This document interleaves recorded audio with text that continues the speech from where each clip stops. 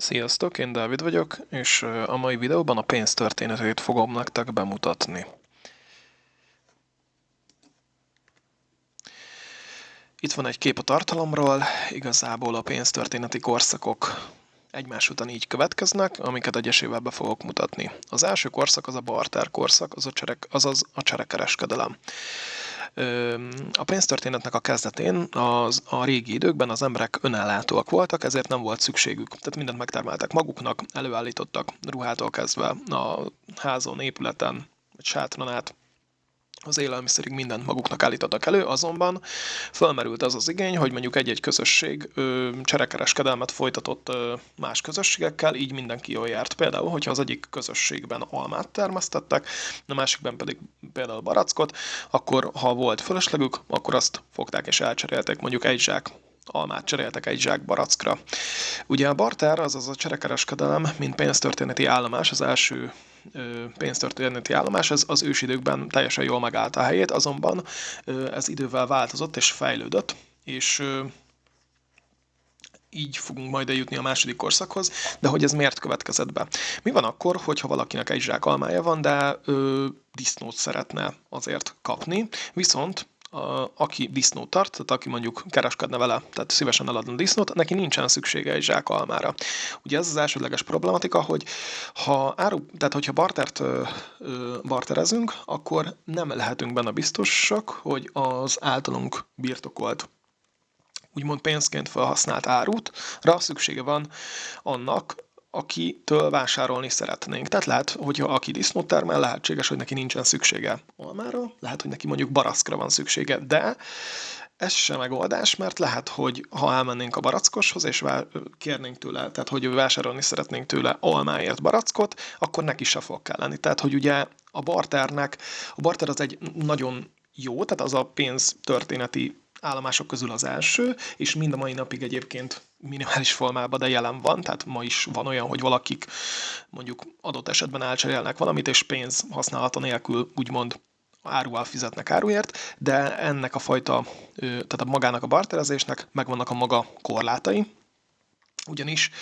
nem lehetünk benne biztosak, hogy a mi termékünkre szüksége van annak, akitől mi vásárolni szeretnénk. Továbbá az a problematika is feláll, hogyha mondjuk valaki, tehát hogy nem lehet mindig feltétlenül kellő mennyiségre visszaosztani azt a fajta terméket, amivel szeretnénk vásárolni. Tehát mi van akkor, hogyha nekem disznóból van több, de én csak egy szem barackot szeretnék vásárolni. Akkor ugye nem tudok disznóval fizetni egy szem barackért, mivel akkor nagyon-nagyon rosszul járnék, aránytalanul sokat fizetnék egy darab barackért. Tehát a barternek ilyen fajta korláta is van, de hogy is mondjam, a következő korszak, tehát ahogy fejlődött az emberiség, úgy alakult ki a második korszak, és így akkor tovább léphetünk mi is. A második korszak az az árupénz korszaka. Ugyanis az emberek elkezdtek barterezni, kereskedtek egymással, stb., és kialakultak úgynevezett árupénzek, aminek az a tulajdonsága, hogy mindenki univerzálisan elfogadja, mindenkinek szüksége van rá, és pénzként is használják ezt az árut, valamint magát az árut arra is használják, amire egyébként a rendeltetés szerint kellene használni. Ilyen például a só.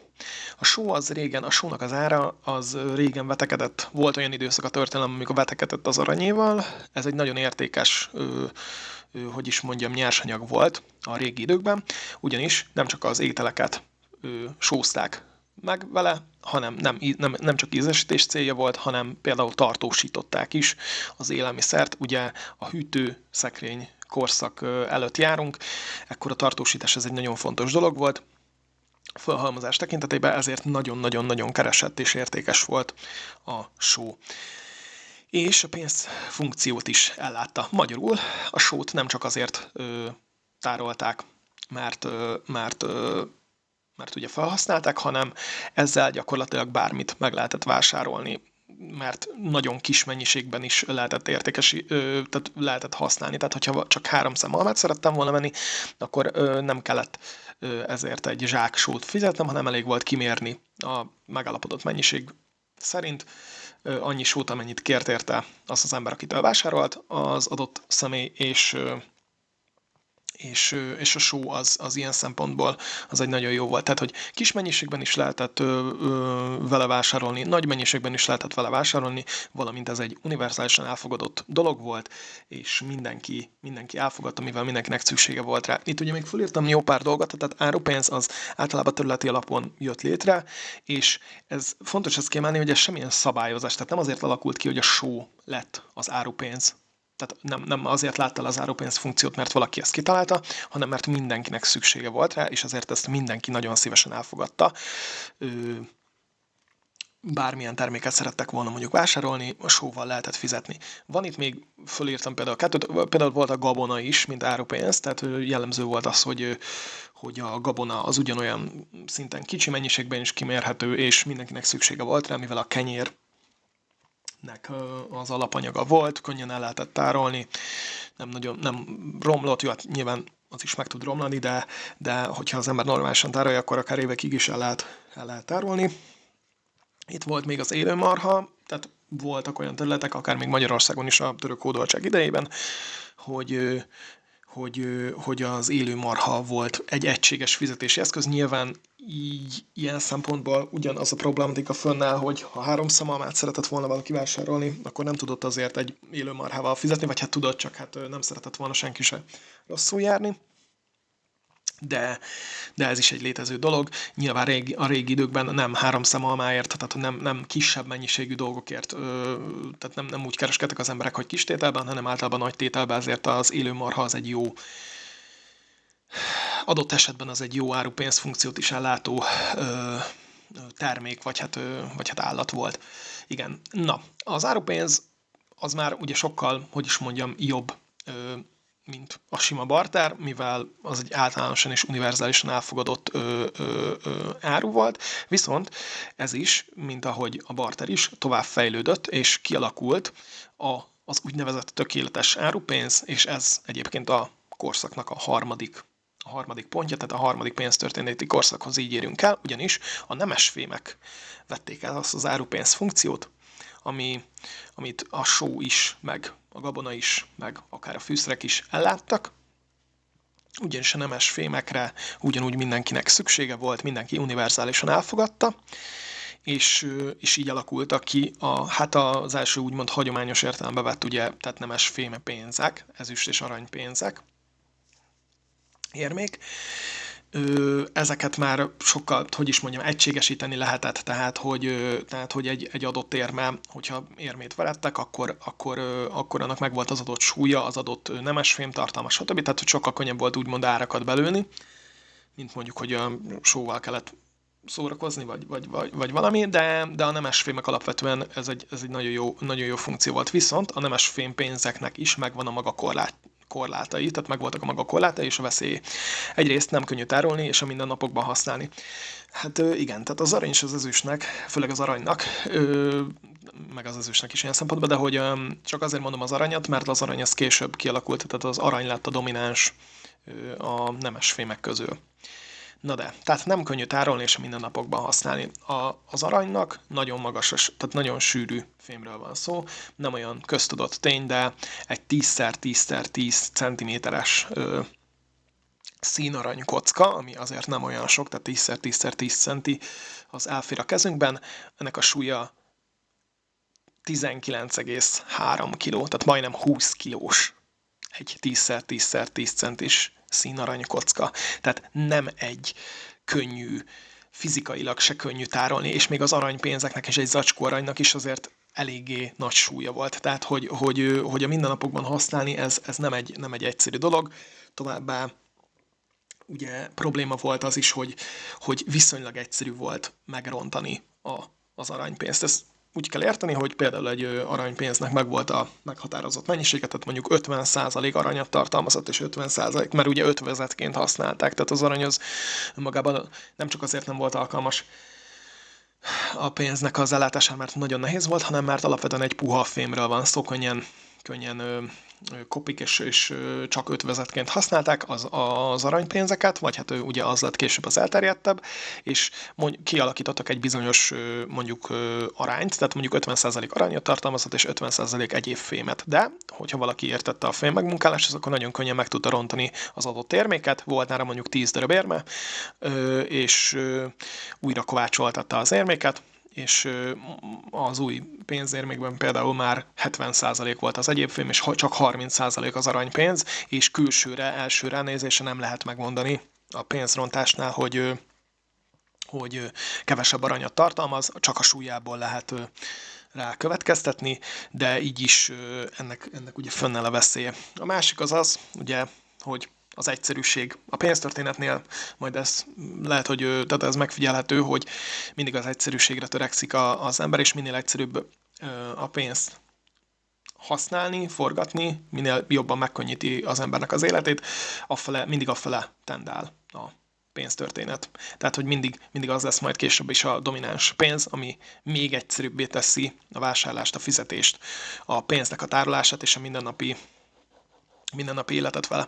Tehát a nemes fémpénzek azok nagyon jól funkcionáltak egy darabig, de aztán később bejöttek a problémák. Például az is még bejött problémának, hogy nem volt elég nemes fém, tehát hogy sokkal több igény lett volna, még több igény lett volna ugye valami fizetőeszközre, és akkor erre találták ki a következő pénztörténeti korszakot. Az arany és ezüst, de főleg az arany érmék után pedig elérkezünk ugye a negyedik korszakhoz, ez pedig a bankári váltó. Nos, itt egy kicsit megállnék, mert ez nem feltétlenül egy olyan köztudott és triviális dolog. Tehát mi ez a bankári váltó, és ez hogy alakult ki? Tehát voltak ugye az aranyérmék, mondjuk aranyérmék voltak egy adott területen. Az aranyérmékkel elmondtam már, hogy mi a probléma, nem olyan könnyű velük fizetni, fizikálisan se könnyű őket hordozgatni, könnyen elvesznek, stb. És a bankári voltak olyan, nevezük bankoknak, régi időkben a bankok kezdetén voltak olyan intézmények, bankok, amik nagyon szívesen egy minimális összegért cserébe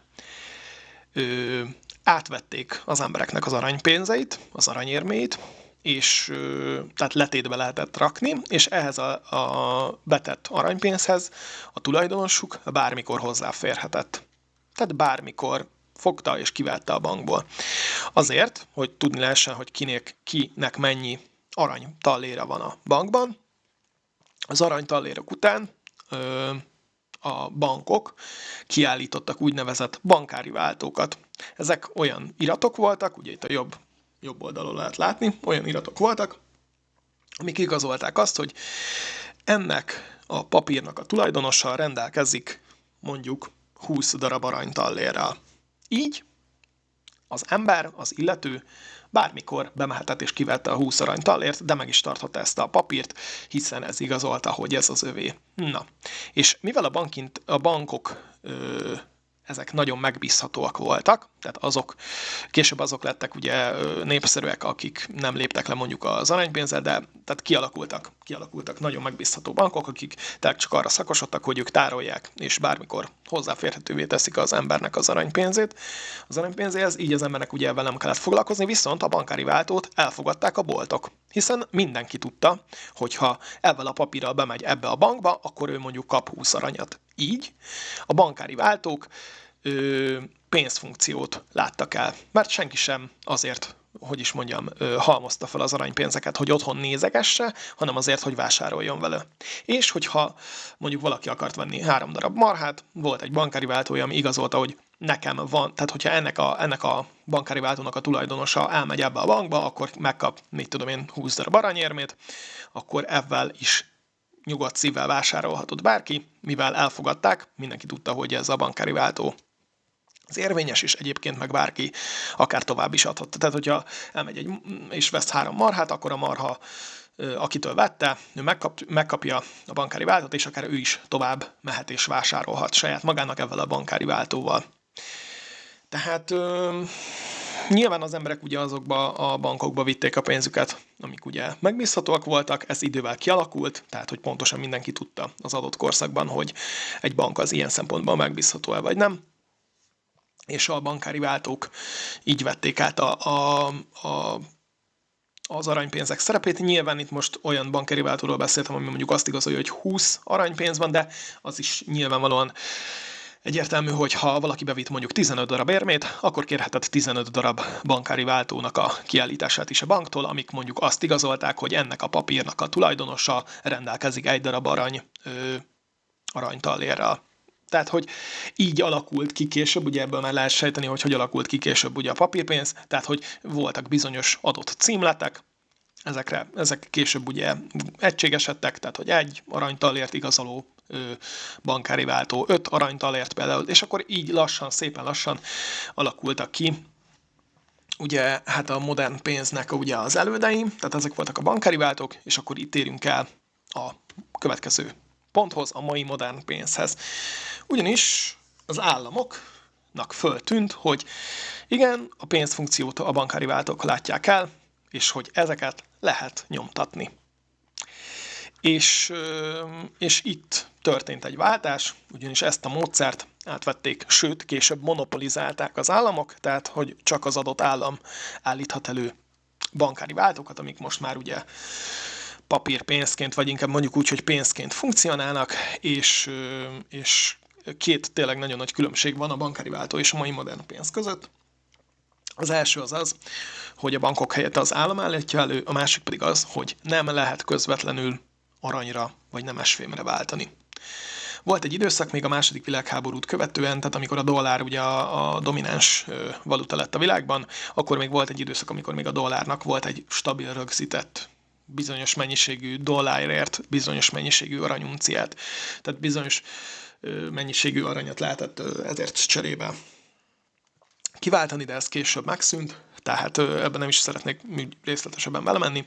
A mai modern pénzeket ugye az állam állítja elő, és nem lehet közvetlenül arannyá váltani. Azért mondtam, hogy közvetlenül, vagy azért is írtam, mert gondoljunk egy picit bele, hogy mi például magyar forintért bármikor vásárolhatunk aranyat, tehát közvetlenül úgymond tudok aranyat vásárolni, de nincsen biztosítva az, hogy mondjuk, hogyha van 100 000 forintom, akkor az mindig akár 30 év múlva is mondjuk 1 uncia aranyat érne. Tehát nincs ilyenfajta közvetlen hozzácsatolása a pénzhez a nemesfémnek.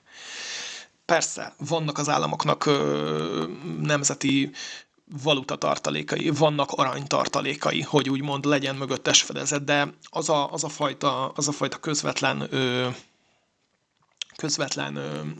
arany és pénz összekötés, az ma már nincsen. És ez az, ami nagyon érdekes, tehát hogyha valaki ezt a kis pénztörténeti videót megérti, akkor nagyon sok mindenre, ami a világban zajlik, például infláció, ezt nagyon könnyű megérteni. Ugyanis mi az infláció? Visszatérünk a bankári váltók korszakára, van 50 darab aranytallérom, de én mégis 70 darab bankári váltót állítok ki, és ez forog a gazdaságban. Lehet, hogy nem derül ki. Lehet, hogy még 80-at is tudok csinálni, mert nem fogja senki se kiváltani az aranyat. De mi van akkor, hogyha igen? Mi van akkor, hogyha több mint 50 ember szeretnék kiváltani, és 70 darab bankári váltót állítottam ki, de csak 50 aranytallér van? Akkor az 51. vevőnél megbomlik a bizalom, elértéktelenedik a bankári váltó, és gyakorlatilag egy darab papír lesz. Nagyon, hogy is mondjam, tehát nem így működik a mai modern gazdaság, erről külön videókat lehetne csinálni, hogy hogyan működik, de ez mindennek az alapja, ez a pénztörténet.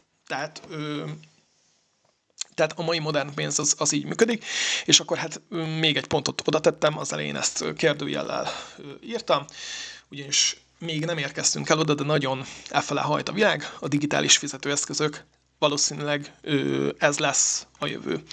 Miért gondolom ezt, vagy hát már miért éljük ugye ezt? Egyrészt, milyen veszélyei vannak ugye a digitális pénznek? Ugye veszélyesebb egy kicsit használni, mivel a digitális csalások ellen még nincs feltétlenül olyan hatékony védekezés. Már hatékonyabb a védekezés, mint a digitális fizetések előtt, de hát azért még van hol fejlődni. Tehát a digitális csalások azok nem tűntek el, sőt. A másik az, hogy veszélyesebb esetleg a digitális fizetési eszköz, ugyanis nagyobb a kitettsége a nagy cégek és a kormányzatoknak, tehát az átlagember jobban ki van téve a kormányzati akaratnak. Gondoljunk egy picit bele. Ha minden pénz digitálisan folyik, akkor azt az állam, vagy nehogy Isten egy nagyobb bank bármikor le tudja kapcsolni.